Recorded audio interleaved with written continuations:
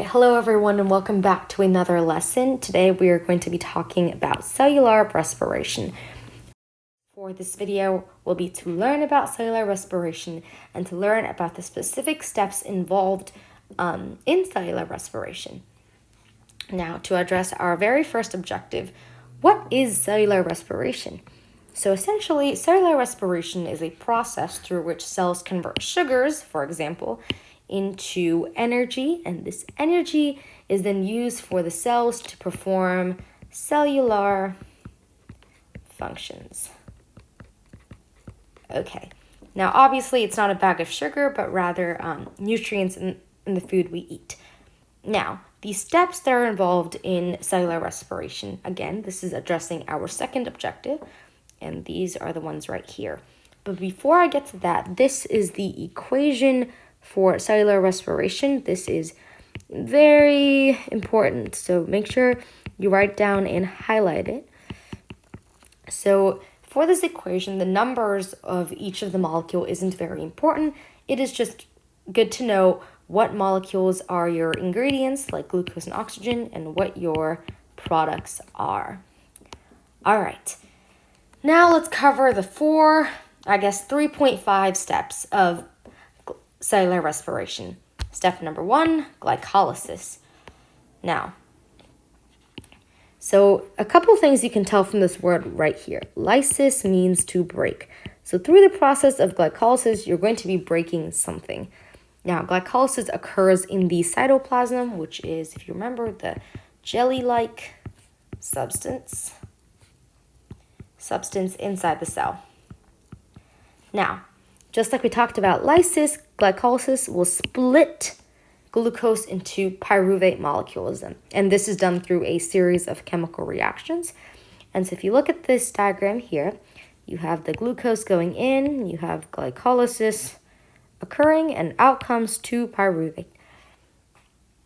So like I said, the numbers for this aren't exactly very, very important, but know that these 3 molecules are going in. These are your, I'm going to say, ingredients.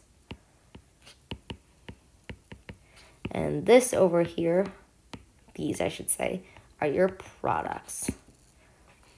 All right, now that that's done, we're going to be addressing something called step 1.5, is like what I like to call it. And this is known as the link reaction. So notice that after glycolysis, logically, it should move on to step 2, the citric acid cycle. But there's a little bit of an issue. So pyruvate, which is what your product from glycolysis is, doesn't go directly into the citric acid cycle. So essentially, pyruvate has to be transformed into a molecule that is compatible, essentially, with the citric acid cycle.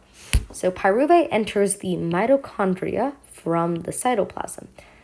Now, through a series of reactions, these ones here, we're going to talk about it soon, pyruvate becomes something called acetyl-CoA. Now, this acetyl-CoA is what enters the citric acid cycle. Now, it's essentially a 3-step process to transform pyruvate into acetyl-CoA. Step number 1, the carbonyl group is removed and given off as CO2. This is this reaction happening right here. Next, the 2-carbon molecule becomes oxidized through NAD+, going to NADH plus hydrogen ions. And then finally, coenzyme A joins with the 2-carbon group, creating acetyl-CoA. And like I said, acetyl-CoA is the thing that is the molecule, I should say, the molecule that enters the citric acid cycle. Okay, now we've covered, let's see, step 1 and step 1.5. So we should be covering citric acid cycle next. Let me just make a quick edit there. Okay, now with the citric acid cycle, it is essentially the complete oxidation of organic molecules, and the 2 molecules involved here are known as NADH and FADH2.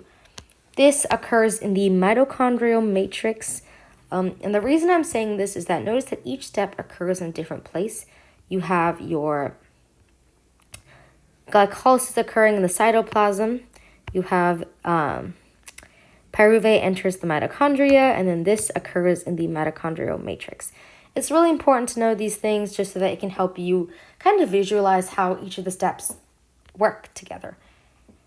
Okay, so the citric acid cycle quite literally is a cycle. So what that means,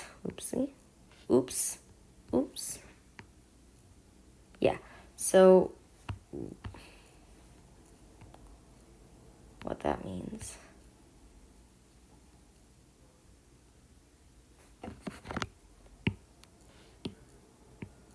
Okay, what that really means is that it occurs in a cycle format. So like we said before, acetyl-CoA enters, and yeah, so it just keeps spinning and spinning and spinning and spinning, and at each of these steps, a reaction occurs. As you can see here, 2 carbon is given off, then you have 3 NADH being transformed into NADH, or 3 NAD plus being transformed into 3 NADH. ADP is making ATP, and then FAD is being made into FADH2, and this cycle just keeps repeating and repeating and repeating. So these are what need to go in, your ingredients, and again, these are your products. So these are, again, the ingredients for one turn of the cycle. So the cycle turns with every 1 molecule of acetyl-CoA. Now, the last and final step of cellular respiration is oxidative phosphorylation. I would like to keep, just a little reminder that this video is a very brief overview. I will be hopefully making videos in the future with more in-depth discussions of the citric acid cycle and glycolysis and also oxidative phosphorylation. Okay, now, this is a bit of a tricky process, but I think you guys can understand it. So it occurs in the mitochondria, specifically the inner membrane, and this is the step that produces the most amount of ATP. Previously, each of the steps have been producing 1 or 2 molecules of ATP. This is what you're producing. This is your most important step to produce ATP. And notice the word oxidated, oxygen. So this process does require oxygen. Therefore, that is why you see O2 as one of your products. So these set here are your ingredients. This is what you're resulting in, which is the product. Now, oxidative phosphorylation is a somewhat complex process, so I will be making a video to explain it in further detail. So as we're kind of summarizing up, this is what you need to know from cellular respiration. 1 glucose molecule gets made into 2 acetyl-CoA molecules. And so acetyl-CoA will enter the citric acid cycle, and these are the products. So roughly, the cellular respiration will yield about 32 ATP. This number does fluctuate, but the thing to know is that most of the ATP is produced in the last step, oxidative phosphorylation. Before we conclude this video, let's just review our objectives. We learned about cellular respiration right over here, and we also learned about the steps involved in cellular respiration. Again, I want to highlight that please note this equation down. It's really important, and write down the steps.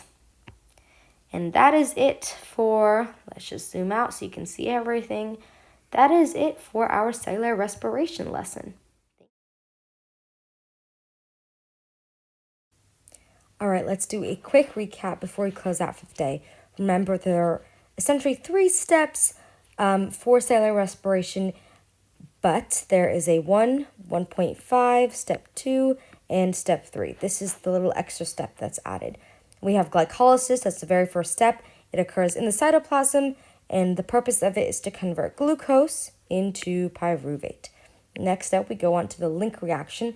This has to occur before the citric acid cycle.